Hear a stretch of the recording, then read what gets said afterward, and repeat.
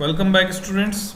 NCERT read along exercise में conservation of momentum पढ़ना है हमको। लेक्चर नंबर 5 11th क्लास की एनसीईआरटी आप खोल सकते हैं। न्यूटन्स लॉज ऑफ मोशन हम लोग पढ़ रहे थे। सो एनएलएम में लास्ट टर्न पे हम लोगों ने न्यूटन का थर्ड लॉ डिस्कस किया था। उसकी एक्सरसाइज के क्वेश्चंस बाकी हैं, वो हम करेंगे आगे। तो थ्योरी में एनसीईआरटी रीड अलोंग एक्सरसाइज में आप अपनी एनसीईआरटी ओपन कर सकते हैं। तो हमको कंजर्वेशन ऑफ मोमेंटम ये पढ़ना है। अगर मैं आपको याद दिलाऊं, कंजर्वेशन लॉज हमने पढ़े थे चैप्टर 1 में, जिसमें कंजर्वेशन ऑफ मोमेंटम का नाम था। बच्चों ये पेज नंबर 98 है। पेज नंबर 98 पे आप आ जाओ। लास्ट टाइम पे हमने डिस्कस किया था सॉल्व एग्जाम्पल 5.5 लास्ट लेक्चर में। Now conservation of momentum. So momentum की पिक्चर आपके दिमाग में क्लियर होनी चाहिए। मोमेंटम मैंने डिस्कस किया था, आपको याद आ रहा हो तो एग्जाम्पल दिया था। एक घोड़ा एक कुत्ता, दोनों की आंख पे पट्टी बांध दी और उनको दौड़ा दिया हमने एक दीवार की तरफ। वो दीवार से टकराए, दोनों को चोट लगी, हॉस्पिटल में भर्ती किया गया। सवाल मैंने आपसे पूछा था किसको पहले छुट्टी मिलेगी, जवाब था दोनों को एक साथ छुट्टी मिलेगी। बिकॉज घोड़े का जो मास था वो 100 किलोग्राम था और वो दौड़ रहा था 20 मीटर पर सेकंड की स्पीड पर, और कुत्ते का मास 20 किलोग्राम था, वो दौड़ रहा था 100 मीटर पर सेकंड की स्पीड पर। दोनों का मोमेंटम सेम होने की वजह से, तो मोमेंटम वो क्वांटिटी है जो डिसाइड करती है कि किसी एक्सीडेंट में कितना नुकसान होगा या कॉलिजन में कितनी ज़्यादा चोट लगी। कंजर्वेशन ऑफ मोमेंटम की हम बात कर रहे हैं। हमने न्यूटन का सेकेंड लॉ पढ़ा था, F = dp/dt।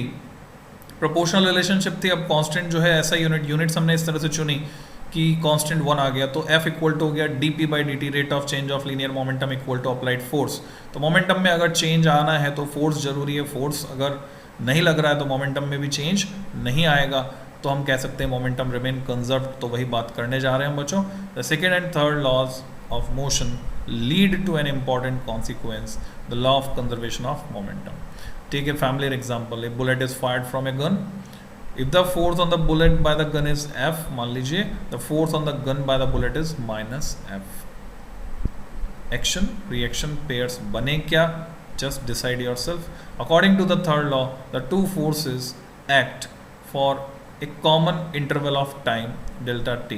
According to the second law, F delta t is the change in momentum of the bullet and minus F delta t is the change in momentum of the gun. Impulse का formula हमने पढ़ा था, force into displacement, और impulse is equal to change in momentum. Since initially both are at rest, आपने अगर ध्यान से देखा हो तो जब बंदूक चलाते हैं रिश्कियाँ, और बच्चों ये जो एक्शन कर रहे हैं ये किस लिए कर रहे हैं कि पीछे की तरफ फोर्स लग रहा है गन पे, वो दिखाने के लिए कर रहे हैं। The change in momentum equals the final momentum for each. दस इफ पी से दिखाया हमने लीनियर मोमेंटम को डार्क बोल्ड लेटर से, यानी ये वेक्टर है। सबस्क्रिप्ट बी यानी बुलेट के लिए है the momentum of bullet after firing, and PGG stands for gun is the recoil momentum. इस रिकॉयल बोलते हैं, पीछे जो झटका लगता है उसको बोलते हैं recoil momentum of the gun. PG = -PB या PB + PG = 0 हम कह सकते हैं। That is the total momentum of the bullet plus gun system remain conserve, क्योंकि एक्सटर्नल फोर्स नहीं है। आप बोलेंगे ट्रिगर दबाया तो ट्रिगर पे फोर्स लगाया, बच्चों नेग्लिजिबल है। ट्रिगर पे आप कितना फोर्स लगाना होता है नेग्लिजिबल है। ऑटोमेटेड वेपन्स आजकल होते हैं, नेग्लिजिबल फोर्स लगाना ट्रिगर। दस इन एन आइसोलेटेड सिस्टम, और आपने खिलौने वाला बंदूक, उसका खिलौने वाली बंदूक को खोल के देखा हो तो ट्रिगर का काम खाली क्या है, बस वो रिलीज करना है स्प्रिंग को। दस in an isolated system, that is a system with no external force, mutual forces between pairs of particles in the system can cause momentum change in individual particles. But since the mutual forces for each pair are equal and opposite, the momentum changes cancel in pair and the total momentum remains unchanged. This fact is known as law of conservation of momentum. तो आप underline कर सकते हैं। in an isolated system, अलग थलग निकाय, thermodynamics से link करके देख लीजिए। Open system, close system, isolated system, जैसे थर्मस में भरी हुई coffee. Mutual forces between pairs of particle, वो मोमेंटम में चेंज कॉज कर सकते हैं।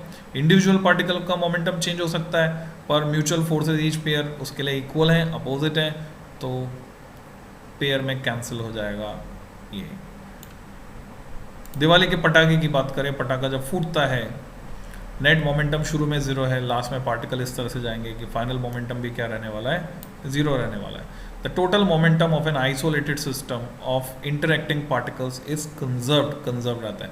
An important example of the application of the law of conservation of momentum is the collision of two bodies. Collision के reference में हम इसको समझ सकते हैं बच्चों. Consider two bodies A and B. दो bodies हमने consider की with initial momenta.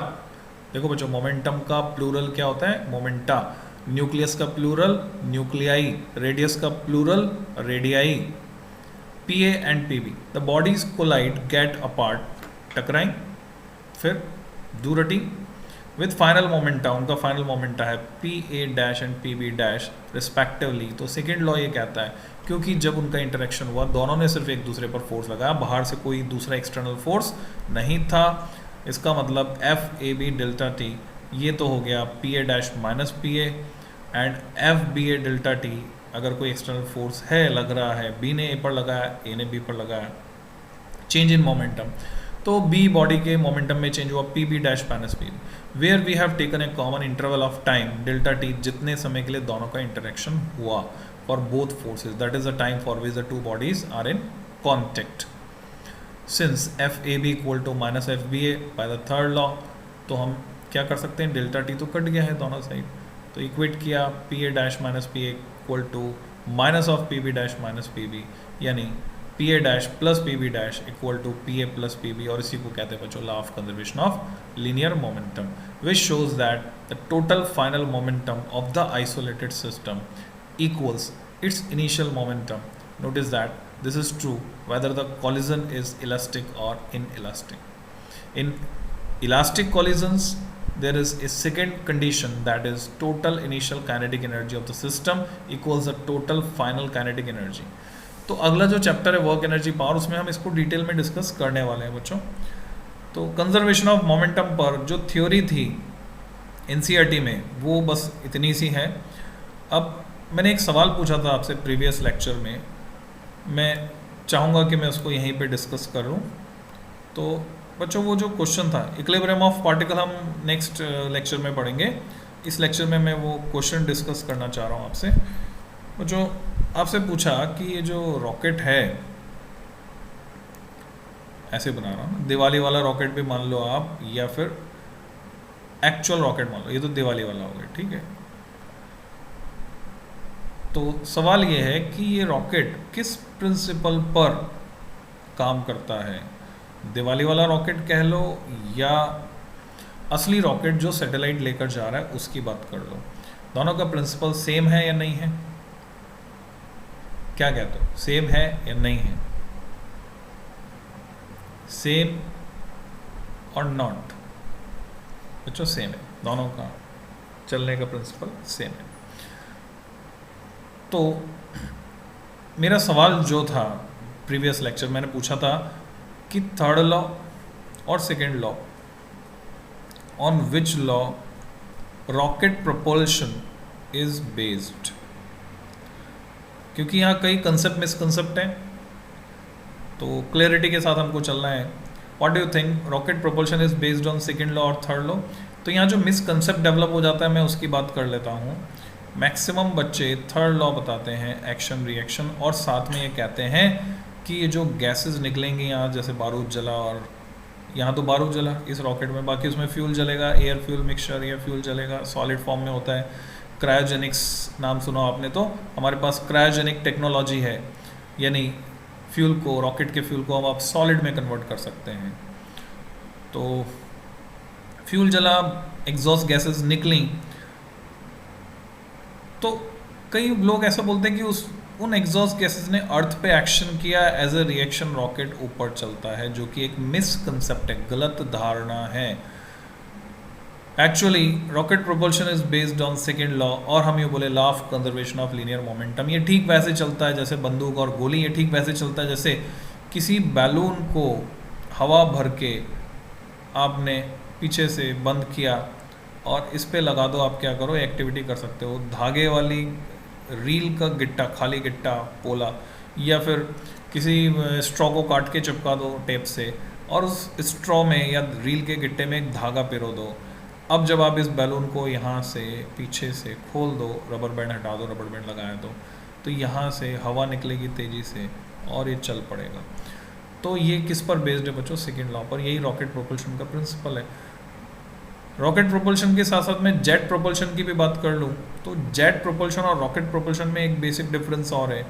Jet propulsion इस तरह से होता है जैसे पानी का पाइप, आप गार्डन पाइप से पानी दे रहे हैं आप, आगे क्या किया आपने? एक नोजल लगा लिया। नोजल में क्या होता है आगे? टर्मिनोलॉजी पे गौर करें। ऑरिफिस, छोटा एक छेद होता है। तो क्या होता है? वेलोसिटी बढ़ जाती है पानी की, प्रेशर डिक्रीज हो जाता है बच्चों, ये पढ़ेंगे हम बर्नौलीज थ्योरम जब पढ़ेंगे फ्लूइड्स में। वेलोसिटी बढ़ जाती है, उससे पानी ज़्यादा दूर तक जाता है वेलोसिटी बढ़ जाने से। ये जेट प्रोपल्शन है। अब इसकी वजह से क्या होता है? इस पर पीछे की तरफ धक्का लगता है, ये बैक साइड में जाती है।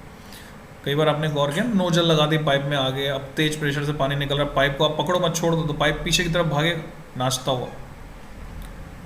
तो दिस इज जेट प्रोपल्शन। इसके लिए क्या है? फ्यूल बर्न नहीं हो रहा है, ये जो एक तरफ से गैस ली जा रही है, एक तरफ से आउटपुट वाला जो है ये पानी निकल रहा है, मान लो एक तरफ से लिया जा रहा है और दूसरी तरफ से छोड़ा जा रहा है, ऐसे हो रहा है। तो जो जेट प्लेन उड़ता है आसमान में, उसको उड़ने के लिए एटमॉस्फेयर चाहिए, हवा चाहिए। बिना हवा के जेट प्लेन नहीं उड़ सकता है। और जेट प्लेन किस पर बेस्ड है? जेट प्रोपल्शन पर। एक साइड से वो हवा खींचता है, कंप्रेस करके दूसरी साइड से फेंकता है, सेम प्रिंसिपल। और रॉकेट प्रोपल्शन ये इस तरह से, गुब्बारे की तरह से। तो ये सेकेंड लॉ पर बेस्ड है, ये कहेंगे हम, यानी law of conservation of linear momentum. Backward momentum of gases is equal to forward momentum of rocket. तभी रॉकेट जब ऊपर जाकर टेढ़ा हो जाएगा, यानी नीचे तो चलो सीधा सीधा उड़ा है, और ऊपर जाकर अंतरिक्ष में जहाँ उसको ले जाना है, ऑर्बिट में सेट करना है सैटेलाइट को, घूमेगा वैसे एंगल पर। तो अभी अर्थ वहाँ पर नहीं है रिएक्शन देने के लिए, यानी ये कंसेप्ट गलत है, ठीक है।